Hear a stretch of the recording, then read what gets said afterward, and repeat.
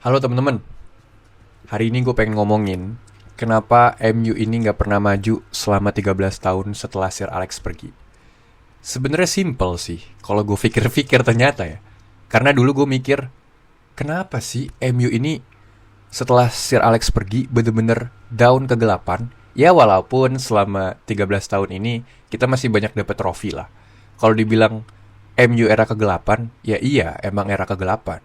Tapi kalau dibandingin sama klub-klub lain yang notabene-nya katanya klub besar, kita masih juara FA, kita masih juara Carabao, kita masih juara Europa League. Emang kita nggak juara Piala Liga Inggris. Emang kita masih inkonsistensi main di Champions League. Bahkan belum pernah dapat lagi Piala Champions League terakhir di 2008. Tapi kita masih probability-nya masih sebagai klub yang notabene-nya sangatlah besar di dunia, masih punya value lah. Kita aja nggak masuk Champions League, revenue kita masih tinggi. Walaupun emang utang kita itu udah rahasia umum, sangatlah besar karena Glazers family. Tapi nggak usah out of context. Balik lagi ke topik. Kenapa MU itu 13 tahun ini nggak tahu mau kemana? Karena dari awal, sebenarnya kalau di throwback lagi, dengan 27 tahun, 26 tahun Sir Alex ngelatih MU, emang susah untuk lu kembali berjaya once nahkodah lu itu meninggalkan lu. Once pemimpin lu meninggalkan lu. Once representasi dari sebuah klub di dalam satu figur itu meninggalkan lu. Dan itu gak salah. Ya mungkin bisa didebatkan, tapi bukan 100% salah. Karena ya emang MU itu Sir Alex. Tapi ada beberapa poin yang mungkin kenapa bikin kita susah sekali untuk kembali seperti zaman Sir Alex dulu. Banyak faktor yang mempengaruhi, seperti perbedaan permainan, perbedaan kultur, perbedaan sistem di zaman sekarang yang dimana setiap tahunnya, setiap 10 tahun, 20 tahun, sepak bola selalu bergeser. Sepak bola selalu berevolusi. Sir Alex pun dalam melatih selama 27 tahun, itu merasakan revolusi yang sangat amat banyak. Dari dia pertama kali juara, dari dia pertama kali main lagi bawa MU ke Champions League, dari dia pertama kali ngebawa MU menang FA, Carabao, sampai ke Premier League, itu semuanya berevolusi. Masing-masing dari Sir Alex, dia bertemu dengan pelatih-pelatih yang ngebawa revolusi baru di dalam Premier League. Contoh kayak dia ketemu Pep Guardiola, dia ketemu Arsene Wenger, dia ketemu Jose Mourinho. Yang semua pelatih ini secara tidak langsung menginfluence Sir Alex untuk merubah lagi sistem dia, taktik dia. Yang which is, emang setiap tahun sepak bola itu berubah.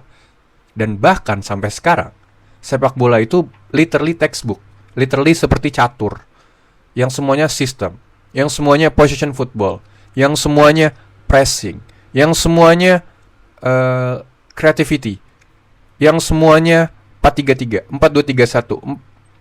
Bahkan dalam segi formasi aja, dari yang dulu pernah pakai 2-3-5, terus berevolusi jadi 3-4-3, berevolusi lagi jadi 4-4-2, berevolusi lagi ke 4-3-3. Sekarang sepak bola bahkan menurut gua dalam segi formasi itu mengalami kemunduran lagi, seperti banyak yang sekarang memakai 3-4-3, seperti yang dimana Johan Cruyff sudah memakai itu di Barkanya setelah Frank Rijkaard pergi.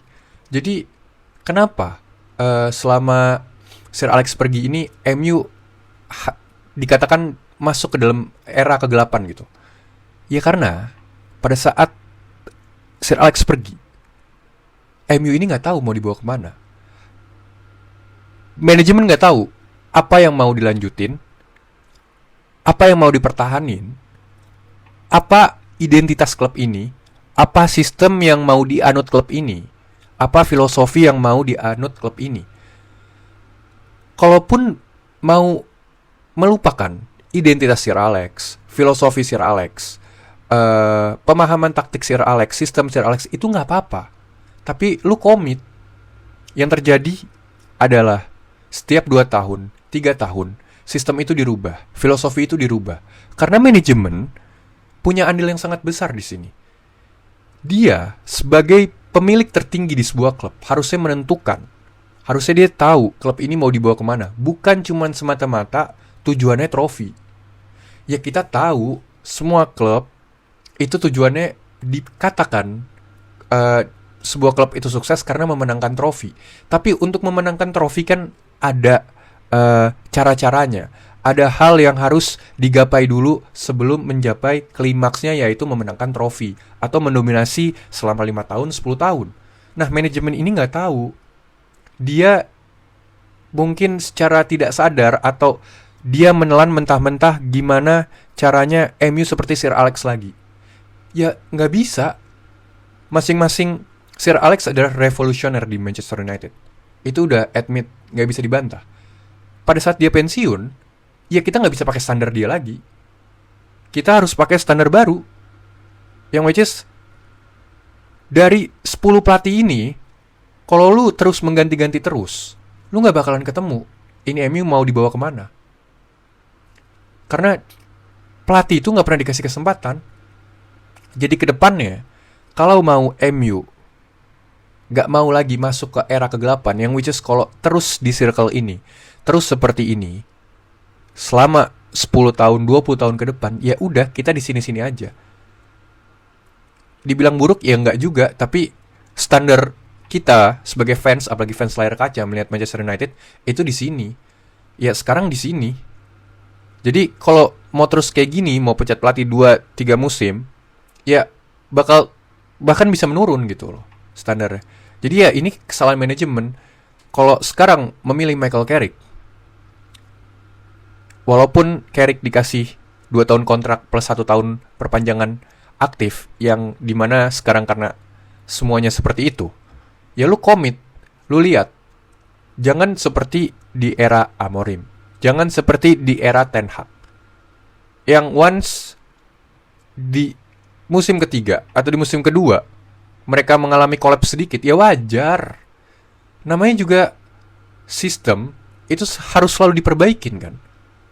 Nggak bisa sistem bakalan selalu peak terus. Jurgen Klopp, Guardiola itu kan mengalami evolusi taktik, evolusi sistem. Ancelotti dan Mourinho, bahkan Johan Cruyff pun mengalami evolusi taktik gitu.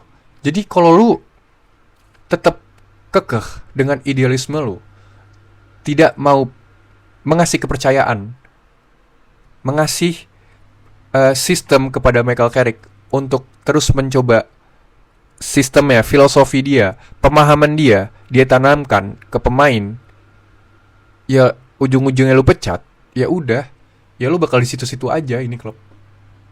Jadi menurut keyakinan gua, itu adalah salah satu hal yang ngebuat selama 13 tahun ini MU gak pernah kembali lagi ke jalan yang benar, atau seperti yang kita tahu.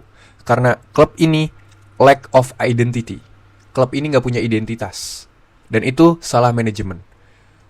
Harusnya dia memilih, dia mengambil keputusan, ini klub mau dibawa kemana, identitas apa yang dibutuhin. Jadi once lu udah menentukan identitas, once lu udah menentukan tahu lu mau bawa klub ini kemana, lu gak bakal ngerekrut pelatih di luar visi misi lu, pelatih di luar kriteria lu. Ngerti gak teman-teman maksud gue? Kalau lu masih mencoba dan terbukti selama 13 tahun ini masih mencoba, berarti lu lack of identity. Emang manajemen ini gak punya identitas.